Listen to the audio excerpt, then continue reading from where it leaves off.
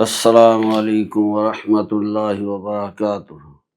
نحمدہ ونصلی علی رسولہ الکریم، اما بعد فاعوذ باللہ من الشیطان الرجیم۔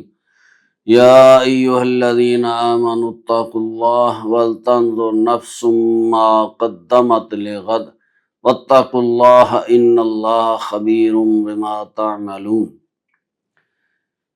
اے ایمان والو، اللہ تبارک و تعالی سے ڈرو اور ضرور غور کرے جان جو اس نے آگے بھیجا ہے۔ اللہ سے ڈرو، بلا شبہ اللہ تبارک و تعالی خوب خبر لینے والا ہے جو تم عمل کرتے ہو۔ جب انسان پہ ذمہ داری پڑتی ہے تو اس کی دو حالتیں ہوتی ہیں، یا تو وہ گورنمنٹ ملازمت اختیار کرتا ہے یا اپنا دنیاوی کاروبار اس میں مشغول ہوتا ہے۔ تو اس کے بعد پھر اس کی سوچ ہوتی ہے کہ گورنمنٹ ملازمت کا وہ یہ کہتا ہے کہ اب مل گئی ہے، خوش ہوتا ہے کہ یہ جب میں ریٹائر ہو جاؤں گا، کام کرنے کے قابل نہیں رہوں گا تو میری پینشن لگ جائے گی تو میں سکون سے بیٹھ کر کھاؤں گا۔ اسی طرح جو کاروباری ہوتا ہے اس کی سوچ ہوتی ہے کہ بچوں کو وہ گر سکھاتا ہے کاروبار کے کہ یہ بڑے ہوں گے تو یہ میرا کاروبار سنبھال لیں گے اور میں پھر سکون سے زندگی گزاروں گا۔ اور بعض کو آپ نے سنا بھی ہوگا، وہ کہتے ہیں کہ اس نے میرے بیٹے اب جوان ہو گئے ہیں ماشاءاللہ، انہوں نے کاروبار سنبھال لیا ہے، مجھے خرچہ دے دیتے ہیں، گاڑی لے کے دی ہوئی ہے، جہاں مرضی گھوموں۔ گورنمنٹ ملازمت کہتا ہے، ریٹائر ہو کر ملازم کہتا ہے کہ میری پینشن لگی ہوئی ہے، موج ہے، گھر میں کھاتا پیتا ہوں۔ یہ ایک سوچ دو افراد کی پائی جاتی ہے جو ذمہ دار بنتے ہیں۔ تو اللہ تبارک و تعالیٰ نے فرمایا کہ اس طرف بھی غور کرو جو آگے بھیجنا ہے۔ تو اگر یہی سوچ، اسی سے ہم سبق سیکھیں تو ہم دنیا سے جب جانا ہے ہم نے تو ہمارا سلسلہ ختم ہو جائے گا دنیا سے، تو پھر ہم اپنی آخرت کی بھی پینشن لگائیں۔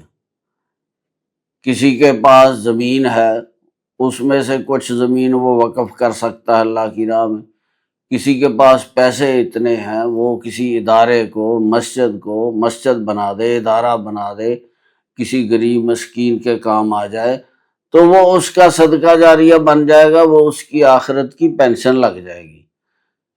تو اسی طرح بچوں کے لیے ہم سوچتے ہیں یہ بڑے ہو کر کاروبار سنبھال لیں گے، تو بچوں کو بھی دینی تعلیم، نماز، روزہ اس طرف لگائیں تاکہ جب دنیا سے ہم جائیں پیچھے سے ان کا ہمیں فائدہ پہنچے۔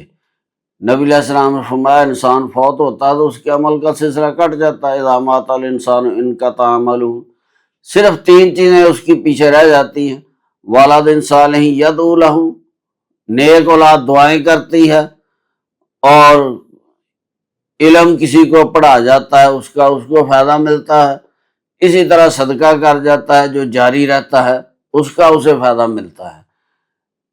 تو ایک حدیث میں نبی علیہ السلام نے فرمایا جب جنت میں درجے بڑھتے ہیں تو انسان پوچھتا ہے اللہ تعالیٰ سے کہ یہ میرے درجے کیوں بڑھ رہے ہیں؟ اللہ تعالیٰ فرماتے ہیں جو پیچھے نیک اولاد چھوڑ کے آیا ہے نا وہ دعائیں کرتی ہیں۔ یوں یہ سوچ اگر ہم آخرت کے لیے بھی رکھیں جیسے دنیا کے لیے رکھتے ہیں، پینشن لگ جائے گی موج ماریں گے، بچے کاروبار سنبھال لیں گے موج ماریں گے، تو یہ بھی سوچے نا جب دنیا سے چلے جائیں گے پھر ہماری موج کیسے ماری جائے گی۔ وہ یہی صورت ہے کہ کچھ حصہ رقم کا وقف کریں اللہ کی راہ میں، زمین ہے یا گھر ہے کوئی چیز تو اللہ کی راہ میں دیں، وہ صدقہ جاریہ رہے، وہ ہماری پینشن لگ جائے گی۔